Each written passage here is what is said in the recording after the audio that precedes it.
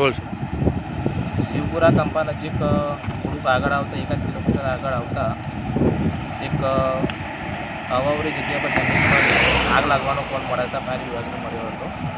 આજુબાજુ ઘઉં અને વરિયાળીના પાકને નુકસાન ના થાય અને સ્થાનિક લોકોને કોલ આવતા મોડાસા ફાયર વિભાગની 2 ગાડી સ્થળ પર આવી અને આગ પર અત્યારે હાલ કાબુ મેળવવાનું કામ ચાલુ છે.